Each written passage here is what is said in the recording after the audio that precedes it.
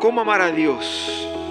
Eso es lo que estamos estudiando, cómo amar a Dios. Para amar a Dios yo tengo que amar su palabra, para amar a Dios yo tengo que amar su historia, pero para amar a Dios yo tengo también que amar su iglesia.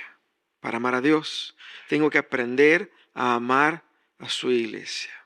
¿Qué le dice la gente sobre qué es lo que es la iglesia? Sin importar cuál sea su creencia, todos tenemos un concepto de lo que la iglesia es, o más bien de lo que debiera ser, una idea.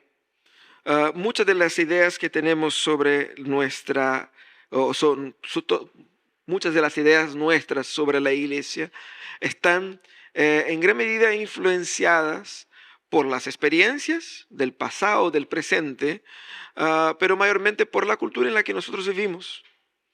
Podemos tener distintas ideas, pero aún así compartir entre muchos de un pensamiento bastante individualista de lo que es la iglesia. En mayor o en menor grado, muchas de las ideas que tenemos sobre la iglesia son ideas profundamente individualistas. Y esa idea individualista es de pensar qué es lo que es la iglesia para mí, o cómo yo me siento en ella. Por lo tanto, muchos de los pensamientos nuestros sobre la iglesia están influenciados por nuestra cultura. Y ese individualismo contemporáneo hace que podamos desperdiciar o descaracterizar la iglesia como tal, porque ese individualismo quita a Cristo del centro. Ya no es más el cuerpo de Cristo, es un cuerpo de personas. Es un grupo de personas reunidas. Nada más. Cristo es el tema, pero no necesariamente el centro. Ese individualismo contemporáneo quita también de la iglesia su propósito, porque ya no es más para la gloria de Dios, es para que por medio de este encuentro y de esa experiencia yo me sienta mejor conmigo mismo. O, en muchos casos, para que si yo voy a la iglesia el domingo, esta semana Dios me bendecirá. Entonces es un medio para que Dios me bendiga. Entonces voy y comparto, ¿cierto? Pero también el pensamiento individualista que podemos tener de la iglesia descaracteriza su misión. La misión de la iglesia deja de ser la proclamación de la redención de Dios en el mundo y pasa a ser una ONG de voluntarios moralistas. Para mucha gente eso es iglesia, un grupo de personas que se reúnen para vivir mejor y que desde la altura de su moralidad juzgan al resto del mundo. No es así que es lo que dicen de la iglesia. Pero muchas veces nosotros criticamos esto haciendo exactamente lo que se critica. Criticamos que la iglesia sea considerada solamente un grupo de personas que tienen un objetivo bastante individualista y personalista y una expresión moralista de ser. Pero nosotros criticamos eso, pero muchas veces nuestra forma de ser iglesia es así también. Hoy día vamos a conversar sobre cómo podemos aprender a amar la iglesia de Jesús. No solamente el templo y el lugar, pero la iglesia que Él formó y que Él cuida. El texto que nos conducirá en la reflexión es Salmo 122. Les pido que abran sus Biblias ahí en el Salmo de número 122. Un salmo bastante conocido además, que era uno de los salmos cantados por los hebreos cuando ellos iban a las fiestas en Jerusalén, llamados salmos de peregrinaje. Salmo 122, dice así la palabra de Dios ahí. Acompáñenme en esa lectura, voy a leer en la Nueva Versión Internacional. Dice así, Cántico de los peregrinos de David. Yo me alegro cuando me dicen, vamos a la casa del Señor. Jerusalén, ya nuestros pies se han plantado ante tus portones. Jerusalén, ciudad edificada para que en ella todos se congreguen. A ella suben las tribus del Señor, para alabar su nombre conforme a la ordenanza que recibió Israel. Allí están los tribunales de justicia, los tribunales de la dinastía de David. Pidamos por la paz de Jerusalén, que vivan en paz los que la aman, los que te aman. Que haya paz dentro de tus murallas y seguridad en tus fortalezas. Y ahora, y por mis hermanos y amigos te digo, deseo que tengas paz. Por la casa del Señor nuestro Dios procuraré tu bienestar. Salmo 122 es un salmo hermoso porque celebra la ciudad de Jerusalén. Y antes que alguien vaya a hacer alguna ilación con la Jerusalén que está en guerra en ese momento, no es de ella que estamos hablando. Y la misma paz que debiera haber en el Medio Oriente, debiera haber en cualquier lugar del mundo también. Eso es lo que queremos. Pero ¿de qué estamos hablando acá? ¿Por qué estamos hablando de este salmo cuando hablamos de iglesia? Este salmo, juntamente con los salmos que están ahí, desde el Salmo 120 hasta el 134, eran los salmos compuestos para que la gente que iba a asistir en Jerusalén, los festivales, las fiestas de adoración a Dios, ellos cantaban mientras iban en el camino.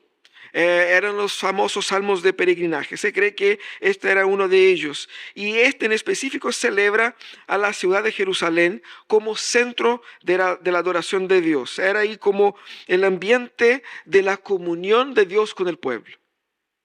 Yo sé que cuesta mucho para nosotros entender eso, porque tenían ellos un solo lugar y nosotros tenemos muchos. Ya vamos a llegar a esa respuesta. Pero ellos recibieron de Dios el ordenamiento de adorar a un solo Dios, al Dios verdadero, en un solo lugar, porque es ahí donde Dios estaba. Era ahí la única forma de tener contacto con Dios, porque solo se puede adorar a Dios por medio del mediador correcto. Y el mediador que Dios había establecido estaba en un lugar físico. Y era por medio de los sacerdotes y por medio del sacrificio en la presencia del arca del Señor que se adoraba a Dios. Y era solamente en la ciudad que Dios había escogido, que era Jerusalén. Cuando en este salmo David menciona Jerusalén, entendamos que él está haciendo una referencia, no meramente a la ciudad como lugar físico, geográfico o político. Él está haciendo una referencia al lugar donde Dios decidió habitar. En otras palabras, él está haciendo referencia a la iglesia. Aquí en este salmo, la ciudad geográfica es una metáfora para lo que somos nosotros como iglesia. Y él ve la comunidad de Israel subiendo, porque Jerusalén estaba en una montaña, subiendo para adorar a Dios ahí.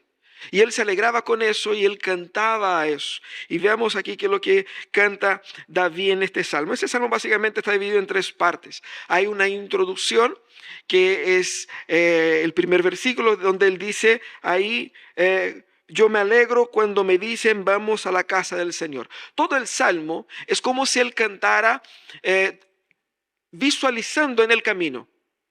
El primer versículo él está en el camino. En el segundo versículo él dice, mis pies ya están dentro del portón, llegué. Los versículos 3, 4 y 5 es donde él está celebrando los muros de la ciudad, los edificios de la ciudad, cómo ella está bien construida. Y ahí están los tribunales, ahí está el lugar de adoración. Él celebra la arquitectura de la ciudad. Y termina con una oración de compromiso, pero una oración de súplica por la iglesia, por las personas que son alcanzadas por la iglesia, y también para que por medio de esta iglesia el reino del Señor se expanda. Eso es lo que él dice en este salmo. Y ahí en este salmo aprendemos a cómo amar a la iglesia.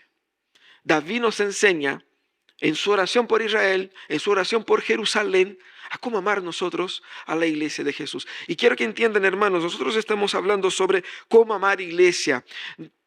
Iglesia no es solamente la congregación física de creyentes que se reúne aquí. Porque iglesia existe en un nivel institucional. Iglesia Presbiteriana de Chile, Iglesia Presbiteriana Pródigo. Pero iglesia también existe en un nivel comunitario, en esa amistad que tenemos entre nosotros, este servir mutuo, este encuentro donde nosotros compartimos las cargas unos de los otros, oramos unos por otros. Eso también es iglesia. Pero existe iglesia en el aspecto misional y espiritual, que es la unión de todas estas personas que creen en Jesús y que adoran a Jesús y que se reúnen para proclamar a Jesús, para decir al mundo que este mundo sí tiene solución. Y la solución del mundo se visualiza en ese nuevo reino. Pero ¿dónde está ese nuevo reino? Está acá. Nosotros somos la expresión de la solución de Dios para el mundo. Esto es iglesia. Y esa es la iglesia que debemos aprender a amar. Y eso es lo que canta David en este salmo. Él primeramente nos lleva a alegrarnos porque la iglesia existe. Eso es lo que dice el versículo primero. Yo me alegro cuando me dicen, vamos a la casa del Señor. Yo me alegré con los que me dijeron, vamos a la casa del Señor. Esa alegría que él tiene por la casa del Señor es importante cuando entendemos el contexto. Es importante porque, ¿qué es lo que era casa del Señor? El lugar donde Dios habita. Antiguamente, Dios decidió habitar junto a su pueblo de una forma más concreta y literal en el arca. El arca era el arca de la presencia del Señor, el arca del pacto de Dios con el mundo. Ahí habitaba, ahí estaba la presencia, la señal de que Dios estaba con el pueblo. Por eso esa arca era sagrada. Nadie la podía tocar excepto los sacerdotes. Y por eso que cuando vimos la semana pasada, cuando los sacerdotes cargando el arca pisaron el río Jordán, el río se abrió, las aguas cesaron y la gente pudo pasar. La presencia de Dios era la que estaba con el pueblo. Pero esa arca habitaba en un tabernáculo, en una carpa. Y por muchísimos años era trasladada de un lugar a otro. No había un lugar fijo para la adoración a Dios. Ellos deambularon por muchos años en el desierto y después, cuando conquistaron la tierra, no había un templo. Fue David quien quiso construir el templo, un lugar fijo, pero primero fue Dios quien decidió que sería en Jerusalén ese lugar de adoración. ¿Por qué eso es importante? Porque es Dios diciendo, yo estoy con ustedes. Yo hago mi presencia entre ustedes literal. Y en el Antiguo Testamento todo es así como gráfico, todo es literal. Porque es una forma pedagógica de Dios enseñar a su pueblo, a que lo conociera. Por lo tanto, la habitación de Dios con su pueblo era una habitación literal en ese lugar físico. Y aquí David está celebrando que después de deambular por muchos lugares, el Señor decidió bendecir su pueblo dando un lugar específico para encontrarse con él. Y ese lugar promovía esa experiencia para el pueblo. Y ahí David se alegra, no solamente porque Dios había escogido Jerusalén, pero se alegra por el pueblo, porque el pueblo tenía el deseo de querer adorar a Dios. Él se alegra por ver en el pueblo ese amor por Dios y esa obediencia al llamado de Dios, porque ir a Jerusalén no era algo menor. Estamos hablando de caminar muchos y muchos kilómetros con hijos, con familias, con animales. Era un viaje complejo, era toda una experiencia, claro. Era un viaje a pata en la mayoría de las veces. No eran caminos abiertos, estamos hablando de subir montañas. Y Jerusalén es famosa por su posición privilegiada arriba de la montaña. Entonces era obviamente todo un evento, pero él se alegra porque la gente estaba satisfecha en ir en pos de Dios. Él se alegra de ver que la iglesia existía, que el pueblo de Dios quería adorar a su Dios, de que había amor por él, de que había interés por él y de que el pueblo estaba motivado en adoración a Dios. Esa doble alegría que sintió David, tanto por él en ver el templo ahí, como por ver el pueblo, es un ejemplo para nosotros.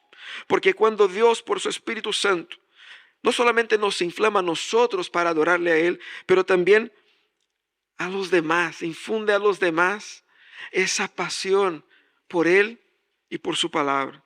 Eso es lo que dice Calvino. Y aquí vemos el placer de David en Dios.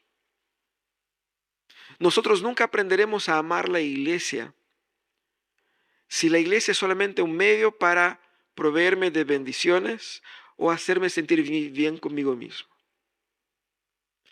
La iglesia tiene que ser un ente en sí misma. Yo tengo que ver la iglesia como un privilegio en el cual Dios se hace presente. Dios se me acerca. Es donde lo conozco. Es donde tengo acceso a sus bondades, a su gracia, a su favor. Entonces, cuando la iglesia pasa a ser esa expresión del favor de Dios, uno se alegra porque ella existe. Y cuando vemos en la iglesia personas siendo transformadas, vidas siendo sanadas, familias siendo restauradas, matrimonios siendo fortalecidos y vidas creciendo, nosotros somos testigos de la bendición de Dios a otros y somos testigos de la gracia de Dios alcanzando a otros. Eso debiera llenar nuestro corazón también de satisfacción, de alegría, porque la iglesia existe. David se realiza en ver el pueblo. David se realiza en su momento como monarca, de ver que el pueblo está doblándose a Jesús y uno va a decir, pero ¿cómo está doblándose a Jesús si Jesús todavía no había venido? Porque ese templo, ese sacrificio, ese sacerdocio apuntaba al sacerdocio definitivo de Jesús. Porque era Jesús quien perdonaba a ese pueblo que subía para adoración. Por lo tanto, debemos aprender a alegrarnos tanto en esta experiencia de adoración como en la esperanza que la iglesia, por existir, significa. La iglesia significa que Dios ha venido por nosotros, de que Él se hizo presente y de que Él es accesible. Debemos alegrarnos con eso, porque si no fuera por eso no tendríamos otra esperanza en esa vida. Calvino, al tratar de este tema, él hace mención a la importancia de vencer a la indiferencia que la idea de una iglesia centrada a uno mismo puede generar. Vencer la indiferencia hacia la iglesia. Tengo que aprender a amarla, porque en ella conozco a aquel que me ama. No se trata de mí, ni de mis necesidades. Se trata de Él. Cuando nosotros aprendemos a ver a Dios y su manifestación en la iglesia, nos alegraremos por su existencia. Pero aquí viene la parte más extensa del Salmo, donde Él va a celebrar las virtudes de esa iglesia. Y es muy hermoso. A mí me gustan mucho estos videos en internet de arquitectura, ¿cierto? No sé por qué, pero me gusta, ¿no? Son entretenidos. No tengo la habilidad para la arquitectura, pero me gusta ver y ver cómo tanto estos que cuentan las historias de los edificios antiguos, como estos que explican cómo determinados arquitectos diseñaron tales lugares para evocar tales sentimientos y expresiones. Pero si usted piensa, su casa está diseñada con una arquitectura proyectada para permitir no solamente una funcionalidad, pero también placer y satisfacción. Seguramente más de uno de ustedes tienen ahí un patio donde de repente pueden poner sillas. En el verano arman una piscina para los cabros chicos, ¿cierto? ¿Quién dijo que era una buena idea tener un patio? Alguien que pensó en que puedo dar un uso placentero a eso. La arquitectura de los lugares habla. ¿Y qué es lo que hace David aquí? David está como una persona recién llegada a Jerusalén haciendo un tour por la ciudad. Habla de los portones, hemos entrado en la ciudad. Habla de sus muros, de sus palacios, de los lugares que hay ahí, de las bellezas de la ciudad. Pero cuando leemos el Salmo de una forma fría y nos olvidamos que es una poesía, podemos olvidarnos de que él está haciendo referencia no al lugar físico solamente, por más bonito que sea, por más inteligentemente que haya sido planteado y ordenado. Él está hablando de la comunión que Dios está construyendo con su pueblo. Y mira lo que él dice: Jerusalén, ya nuestros pies se han plantado entre tus portones. ante tus portones. ¿Qué significa eso? Significa finalmente llegamos. Aquí está la residencia definitiva de la presencia de Dios. Nos agradecemos a Dios por estar aquí. Y vemos que esa idea de que Cristo está aquí, nosotros estamos con Él, se concreta cuando Cristo viene, y la expresión que Juan utiliza para decir que Jesucristo habitó entre nosotros es la misma expresión que del Antiguo Testamento se ocupaba para decir dónde el arca quedaba sentada, en el tabernáculo. Dice que Cristo tabernaculizó, inventé ese verbo ahora, entre nosotros. El hermoso tabernáculo. La presencia del Dios divino estaba aquí con nosotros. Y esa presencia fue entregada, enviada, compartida a su iglesia. Porque fue a la iglesia que Él dio el don del Espíritu Santo. Por eso decimos que Dios está presente en aquellos que creen. Pero uno piensa de una forma puramente individualista, está presente en mí. No, Él está presente en nosotros, en la iglesia. A la iglesia Él dio dones, a la iglesia Él dio gracia y favores. Cuando venga, Él viene para redimir y para llevar a su iglesia. No son rutas individuales. Por más que experimentemos a Cristo de una forma personal, solo vivimos con Él de forma colectiva. Es la iglesia. Y ahí Él va a destacar las hermosuras de esta iglesia. Primeramente, Él va a mostrar su armonía y funcionalidad en el versículo 3. Dice que como ciudad edificada, y uno va a decir, ciudad edificada es como una redundancia, ¿no? Habrá una ciudad que no es edificada. O sea, ¿qué está diciendo David aquí con esa poesía?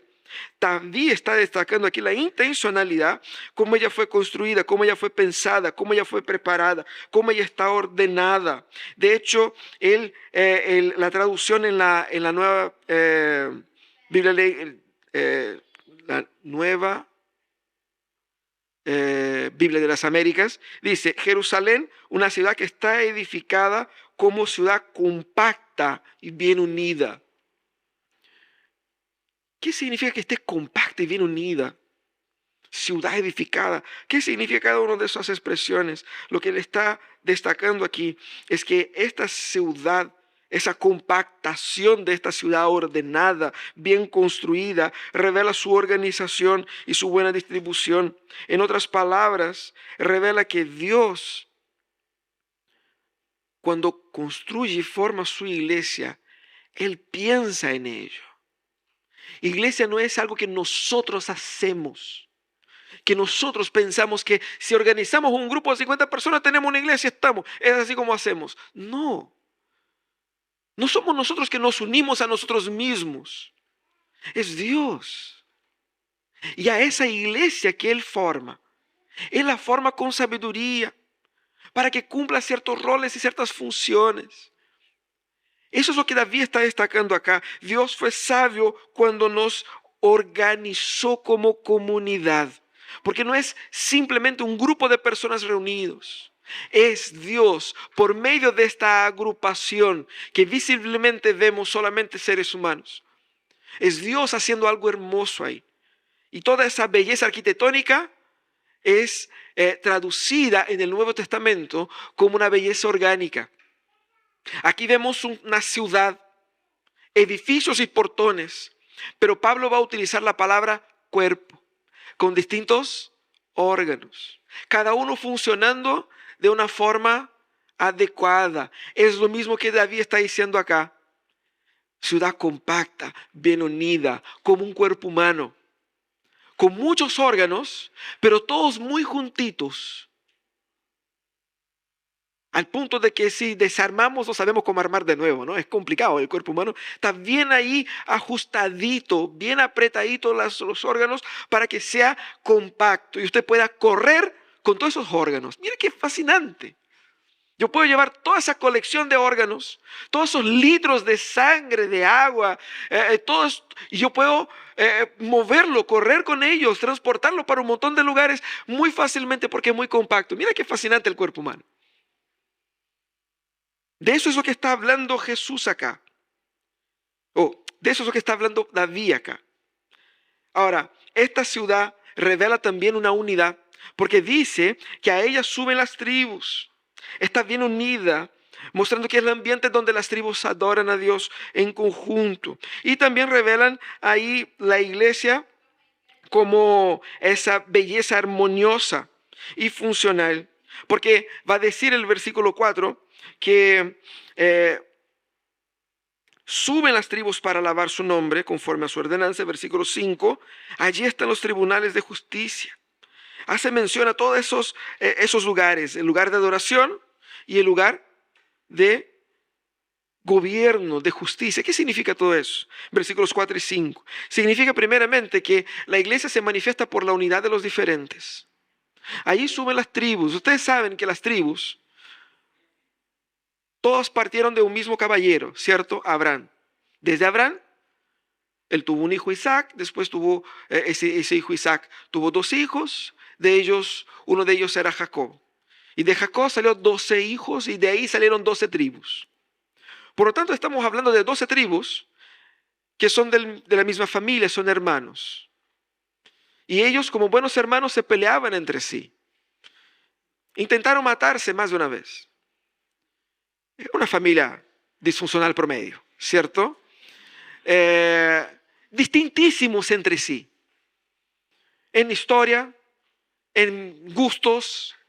Muchos de ellos vienen de trasfondo y con aptitudes distintas. Pero lo que dice el Salmo es que las tribus todas se unen para adorar. Nosotros sabemos que muchas veces para unir todos los hermanos hay que morir a alguien, ¿cierto? Es funeral y matrimonio, pero más seguro funeral. Matrimonio a veces no, pero funeral sí que sí, ¿cierto? Las diferencias entre los que son supuestamente de la misma familia sugiere que muchas veces tengamos distancias. Y eso es lo que está diciendo aquí. Somos del mismo pueblo, pero podemos estar muy distantes. Pero lo que nos une es la iglesia. Hermanos, pensemos por un instante, si no fuera por Jesucristo, por su iglesia, quizás nunca seríamos amigos de las personas que conocemos en la iglesia. Nuestros caminos no se cruzarían. No tenemos gustos en común, no tenemos calendario en común, no tenemos familiaridad. Pero construimos una familiaridad con gente muy distinta a uno por causa de Cristo. Compartimos cosas profundas que no hemos compartido con nuestros hermanos de sangre, pero compartimos con esas personas que son diferentes y encontramos hermanos de alma en personas muy distintas a nosotros. Eso es iglesia. Eso es lo que Él está celebrando, la comunión de los diferentes. Pero ¿se reúnen a qué?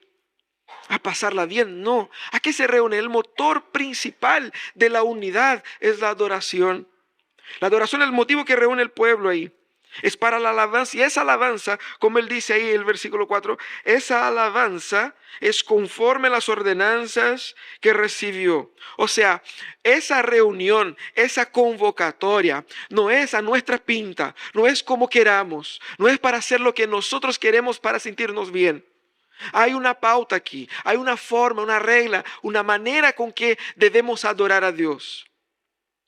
Lo que nos convoca no es la conveniencia, lo que nos convoca es la palabra de Dios. Por eso hemos aprendido, tenemos que aprender a amar la palabra. Amando la palabra amaremos lo que la palabra promueve, y la palabra promueve esto, ser iglesia. Por lo tanto, ellos se reunían para adorar a Dios, para entregar a Dios su adoración, según la palabra. Y es interesante, Calvino va a decir que cuando los fieles se reunían en el monte Sión, no era la tontería, ni el cielo irreflexivo, ni el impulso de su propia mente que los llevaba allí, como si fueran una reproducción de los que diariamente se inventan para sí mismos. basados en sus propias ideas, innumerables formas de culto a Dios. Ellos fueron llevados a la ordenación divina para que adoraran a Dios en el monte Sión. Es por la palabra que ellos fueron convocados ahí. Porque yo les dije antes, era difícil, tenía que subir un cerro, tenía que ir con familia, era lejos. Seguramente alguien pensó, ¿y por qué no? ¿Por qué no son 12 tribus? ¿Por qué no ponemos un altar en cada tribu? ¿Ah? ¿Para qué no? Lo que Dios quería mostrar al pueblo eran dos cosas. Primero, hay un solo mediador y ese mediador es Cristo. Por eso hay un solo lugar de adoración. Pero en segundo lugar, una multiplicidad de lugares de adoración abriría la puerta para distintas formas de adoración idólatras. El lugar único era la preservación de la fe. Y eso es lo que eso es lo que hace la iglesia. Ayudar al mundo a entender que hay un solo Salvador, que es Cristo. Y hay una sola iglesia, que es la iglesia de Cristo. Y que podemos tener diferencias de estilos en cosas menores, pero es el mismo culto al mismo Dios que estamos entregando acá, que se está entregando en la iglesia anglicana de Viña del Mar, que se está entregando en la iglesia bautista de Valparaíso, que se está entregando en todas las iglesias cristianas que adoran al Dios verdadero en la palabra. El mismo Dios, el mismo culto, por la misma palabra. Debemos celebrar y alegrarnos con eso. Pero también lo que vemos acá es que él hace mención de esos tribunales de justicia. ¿Qué significa eso? Esos tribunales se refiere, de otra manera, al gobierno de Cristo sobre la iglesia. Porque esos tribunales de justicia, esos palacios de justicia, como menciona David aquí, son los lugares donde se toman decisiones. Él está mencionando una ciudad y toda la ciudad tiene sus muros para protegerla y también los lugares donde se concentra el poder. Tenemos aquí en Valparaíso la sede del poder legislativo. En Santiago está La Moneda, la sede del poder ejecutivo y del poder judicial. La sede del poder son lugares muy importantes porque de ahí salen las directrices que ordenan toda la ciudad o que ordenan todo el país. Él va a mencionar que en esta iglesia las directrices salen de Cristo. Pero pastor, él no menciona a Cristo en ningún momento acá. ¿Dónde está viendo Cristo acá?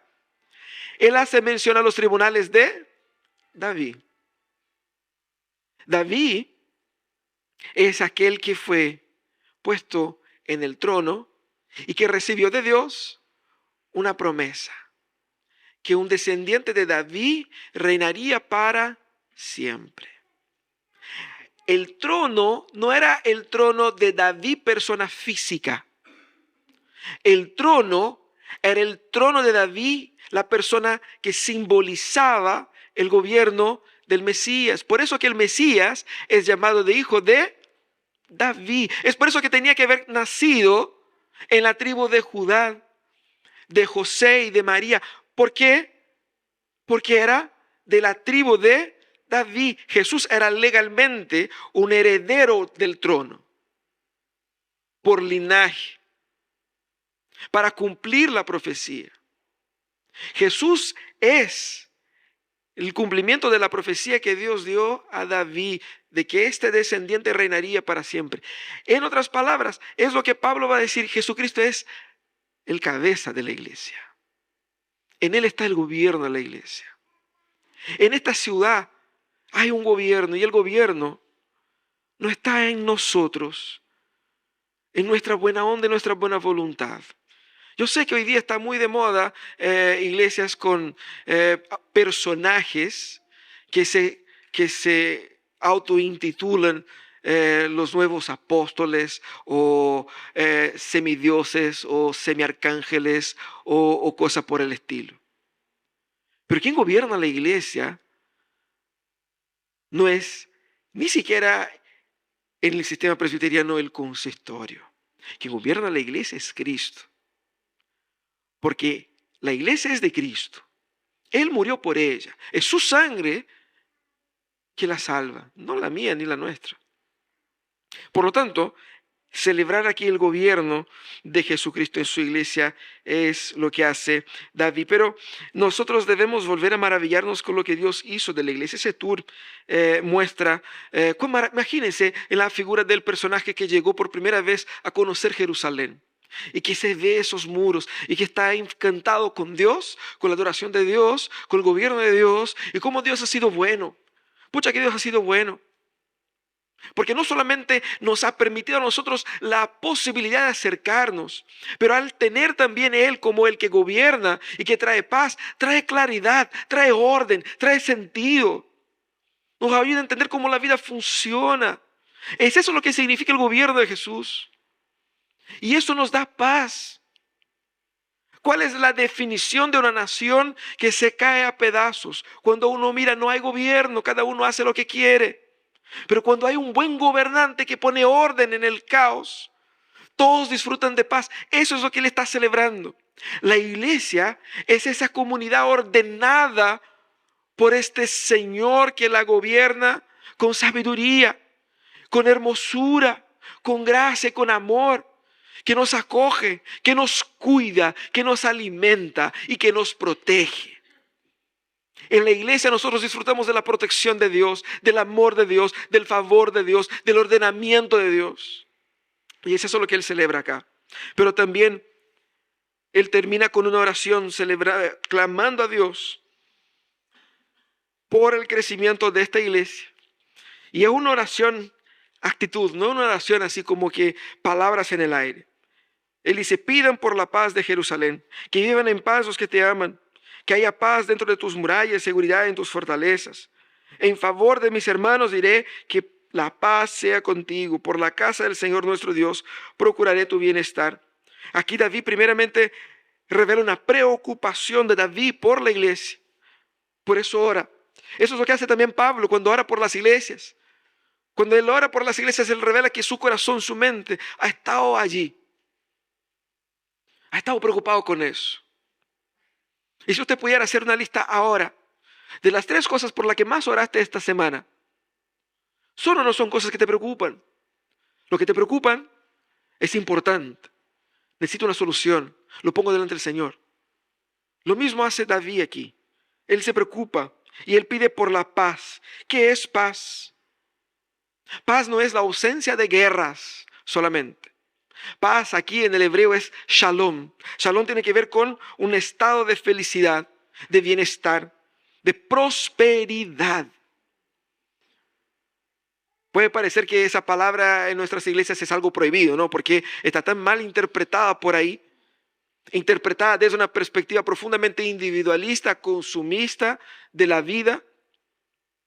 Pero lo que David está clamando es por la prosperidad de Jerusalén, por la prosperidad de la iglesia, por el crecimiento de la iglesia, por el bienestar de la iglesia, por la felicidad de la iglesia. Eso es lo que él está pidiendo.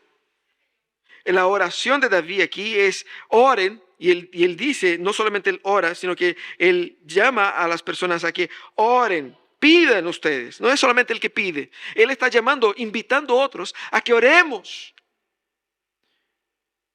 Pero es un oremos y trabajemos, porque se supone que nadie va a orar por algo que no quiere. Pero si yo quiero, no basta solo con orar, tengo que orar y trabajar. Y eso es lo que él está infiriendo acá, ¿cierto? O quiere inferir.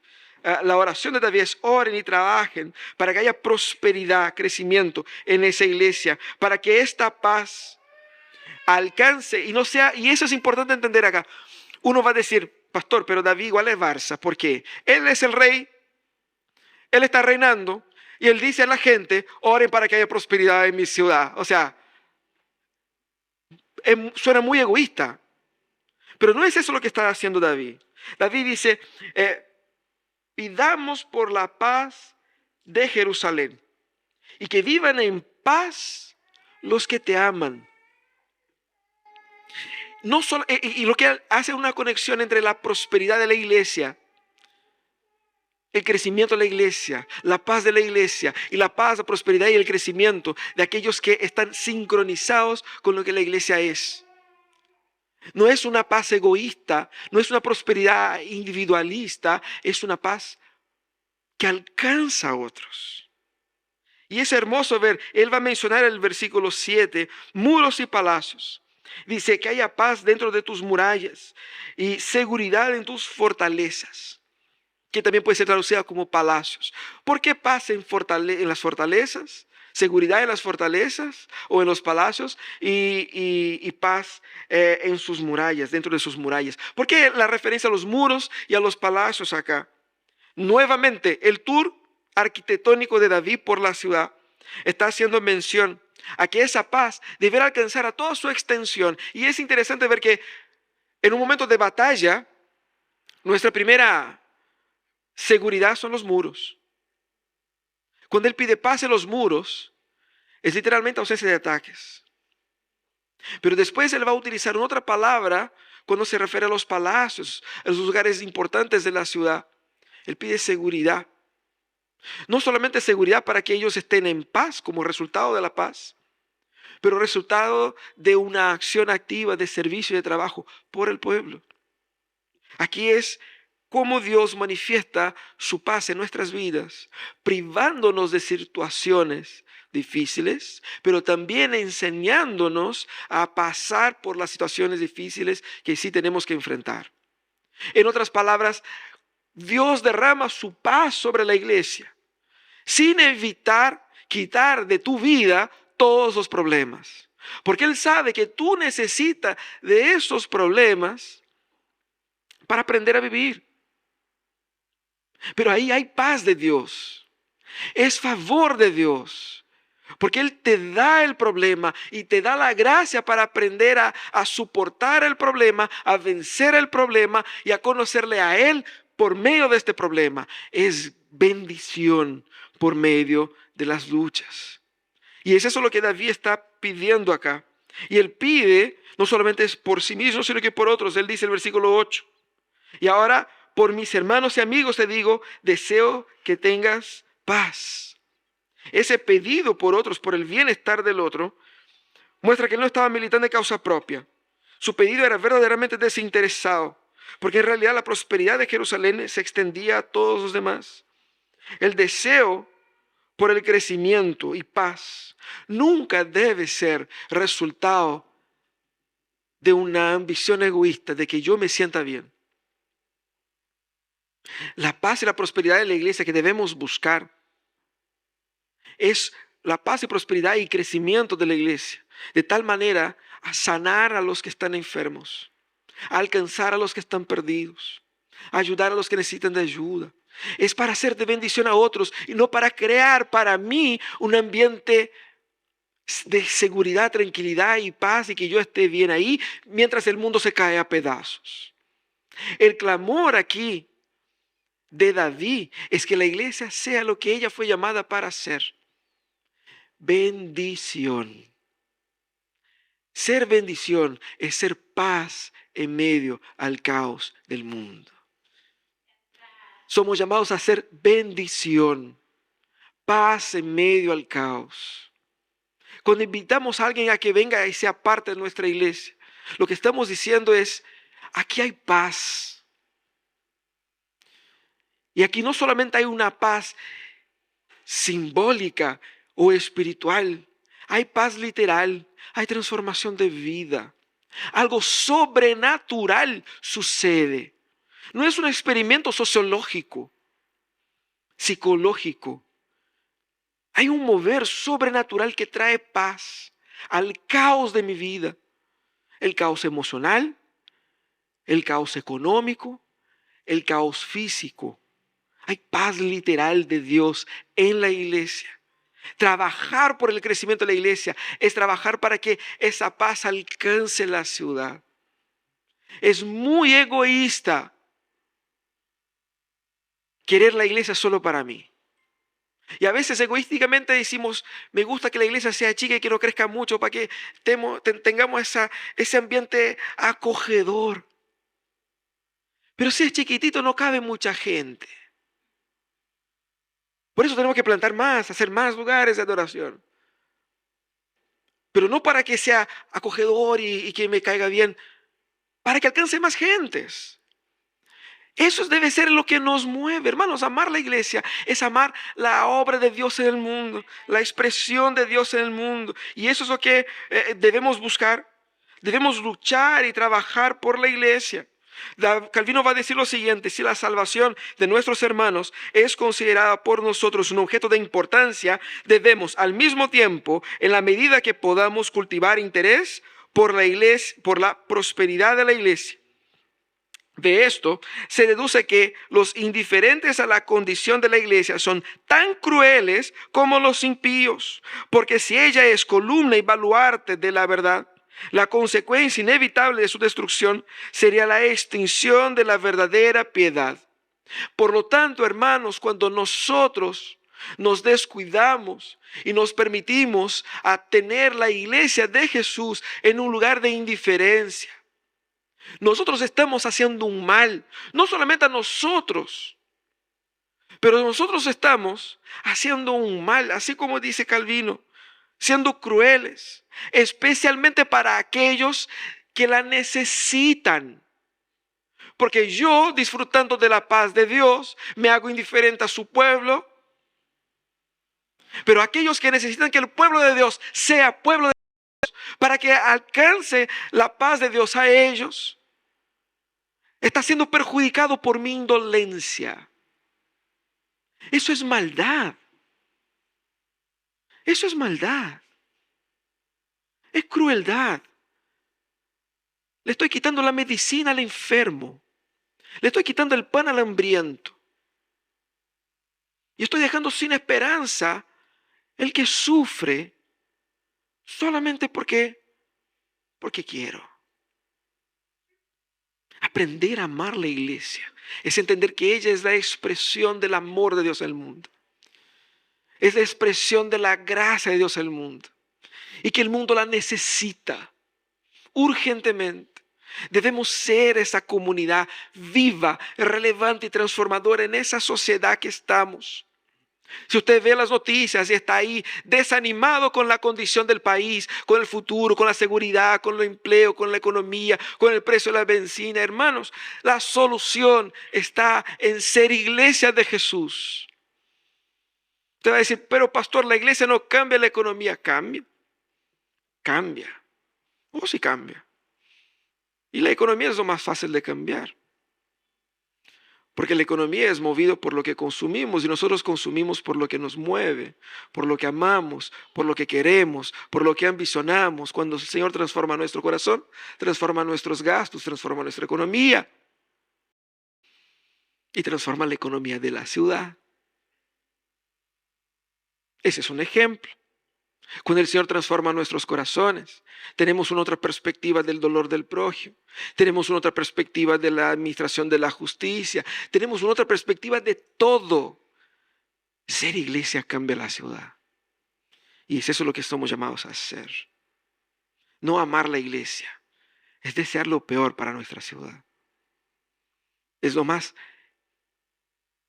incivil, no sé si existe esa palabra, incivilizado que podemos ser. Por eso nosotros debemos aprender a amar el plan de Dios. Hermanos, pidamos al Señor, Señor, ayúdame a amar tu iglesia. Ayúdame a amar tu plan para ese mundo. Pidamos al Señor, Señor, me ayude a entender que la iglesia es la esperanza del mundo. Y no hay plan B. Es este plan. Pero Señor, me ayuda también a tomar actitudes en la mano. A cortar con la intermitencia y con la indolencia. La intermitencia no solamente en la asistencia, pero la intermitencia en el amor, en la preocupación. Me gusta, pero a veces sí, a veces no. Tengo mis días, tengo mis tiempos. A que tengamos un compromiso declarado, decidido, entregado, completo. que se manifiesta no solamente con una asistencia regular, con una disposición verdadera de seguir a Jesús, de ser discípulo de Jesús, de querer verdaderamente amar a Jesús, tomarlo en serio, ser su pueblo, ser exhortado, ser transformado, ser confrontado, pero también amar a otros, servir a otros, bendecir a otros, ayudar a otros, guiar a otros. También ser instrumento de Dios, consagrando al Señor mis recursos para que mis recursos cooperen con la promoción del reino de Dios. Para que con la fidelidad al Señor, en la adoración, con mis recursos, yo pueda ver prosperar a la obra del Señor en otros lugares. En ese lugar, pero en otros lugares también. Para que no sea solamente discurso, porque yo puedo tener un discurso muy bonito de tanto cuanto lo amo. Pero si no me muevo, si no hago nada, es puro discurso. Y uno sabe cuánto duele cuando te digan palabras bonitas, pero sus acciones van en sentido contrario. Por lo tanto, debemos tomar esa postura. Aprendamos entonces a amar a Dios, amando su iglesia. Cierra tus ojos. Vamos a pedir que el Señor hable en nuestros corazones con su gracia y con su amor en ese instante.